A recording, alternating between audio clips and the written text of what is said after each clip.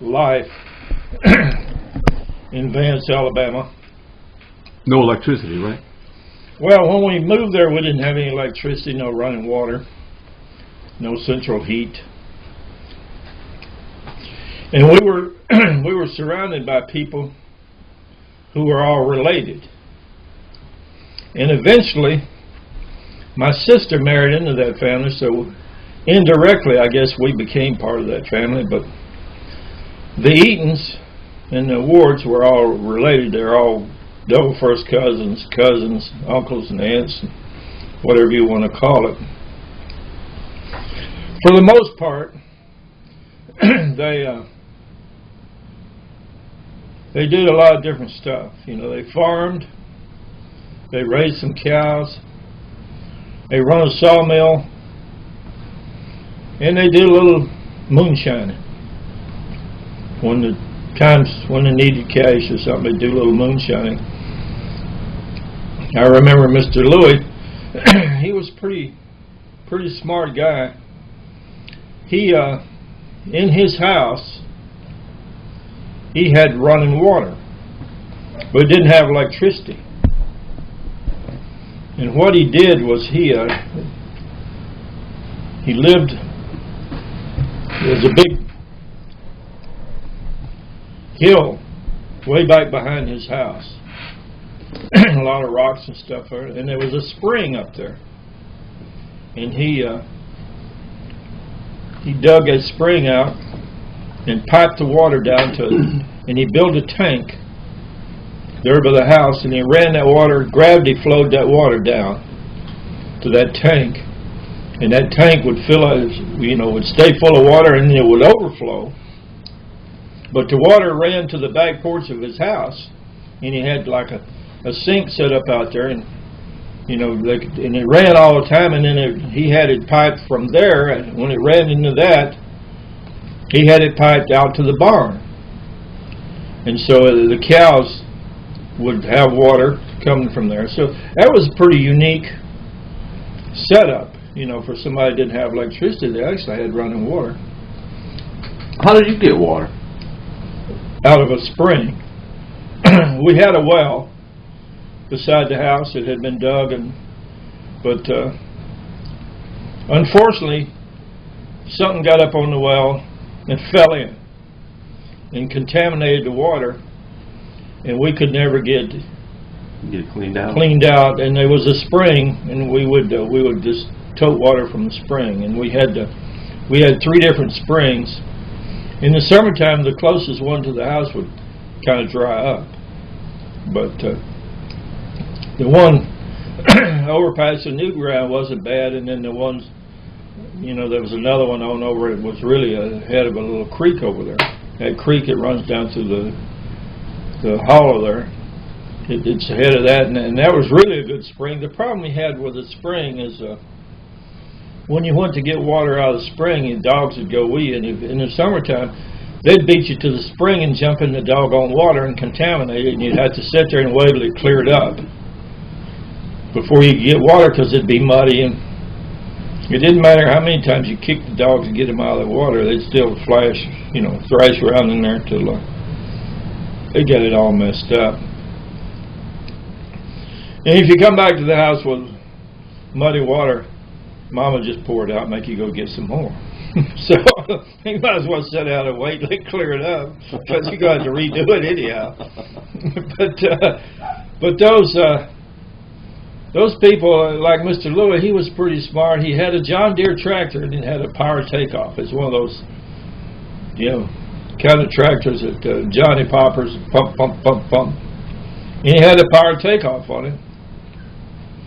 And he would hook up a belt he had a saw, and he would hook up, and he would hook that up, and he would cut stove wood with that tractor running, turning that saw, and they'd stand there and cut, because he had a sawmill, and he'd cut those slabs from the sawmill up for stove wood, because they heated and cooked with wood.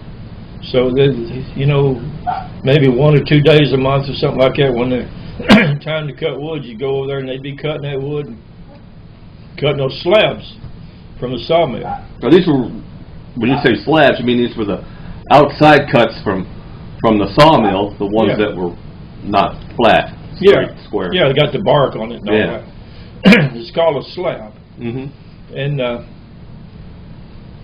he would hook that John Deere up, and he would do that. And that John Deere, he also had a feed grinder, and he would grind up corn and stuff like that for his silage, for his animals.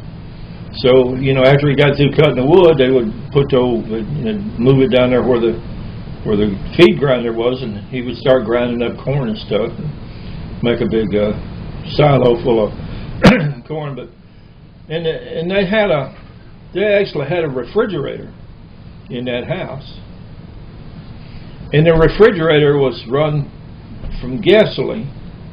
I'd never seen one before, but they actually had no electricity, but they had a refrigerator. And I was always kind of intrigued by that. How did you get that refrigerator to run on gasoline? But anyhow, they did have that. And the other thing, he ran that sawmill, and the sawmill was powered by an old Buick motor.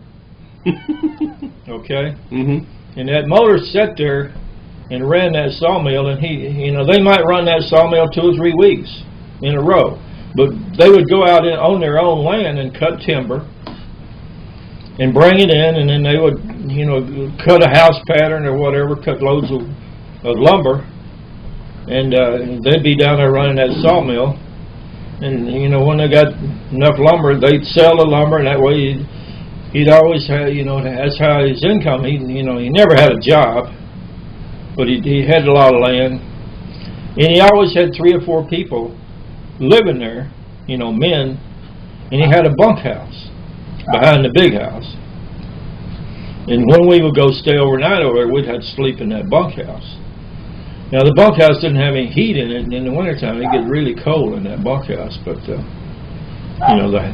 hired help, as we would call it, Richard and Junior and Virgil, Calvin, they would all be sleeping out there in that bunkhouse, and Billy, and we would sleep out there. But we had a cow.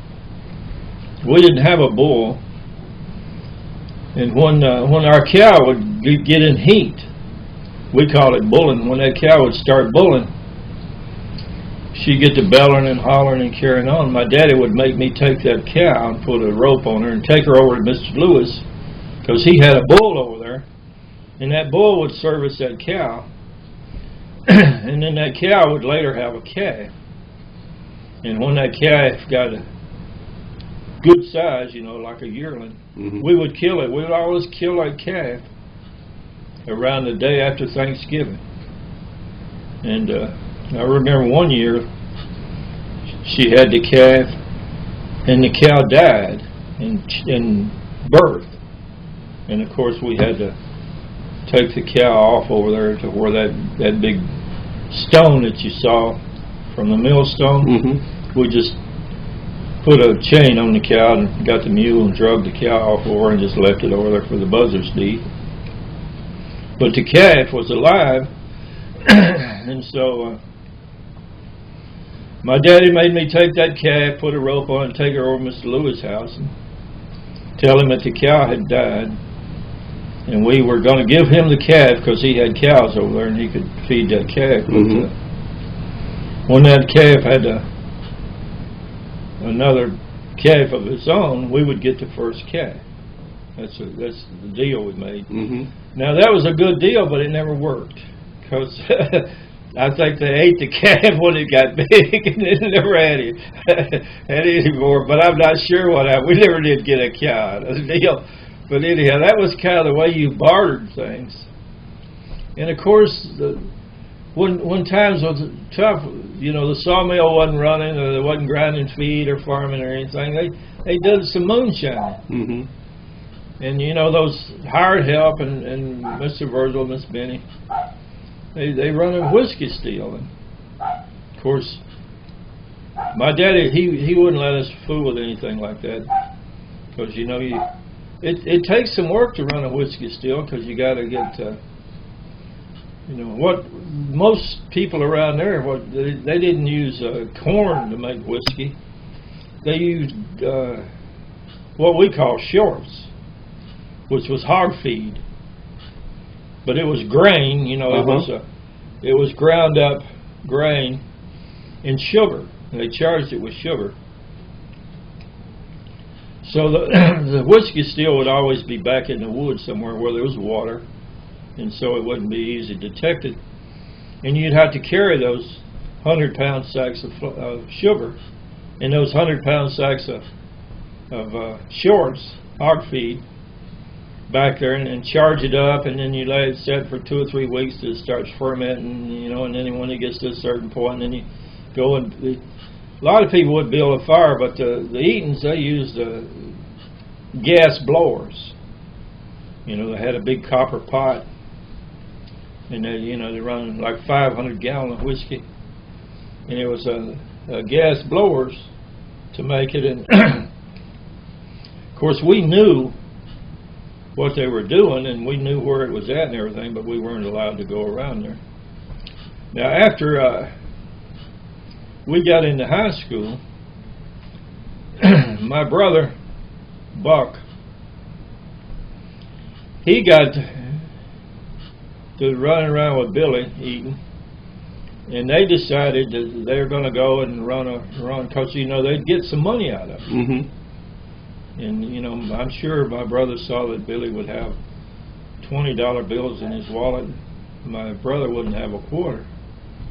So he wanted to go over there too and see if he could help him make a little bit of money. So they wanted to make a run at the whiskey still. The only problem was that Walter Snyder was the sheriff of Tuscaloosa County at that time. And he had staked out the whiskey still because he had found it. And when my brother and Billy and 2 or 3 others went over there to make a run on that whiskey still, well, of course the law swooped in, and of course my brother was so stupid he didn't even run. And a couple of guys ran and got away, but Billy ran, but they caught him, and they drug him back down there to the still. And of course my brother's there, and they asked him what his name, and he told them who he was. And Walter asked Billy. He said, "Boy, what's your name?" And Billy said, "I ain't got no goddamn name." And Walter looked at him and said, "Boy, what's your name?" And, you know, Billy was about 16, 17, maybe 18 years old then. And Billy looked at him and said, "I ain't got no goddamn name." And Walter looked at him and said, "Billy, what's your last name?"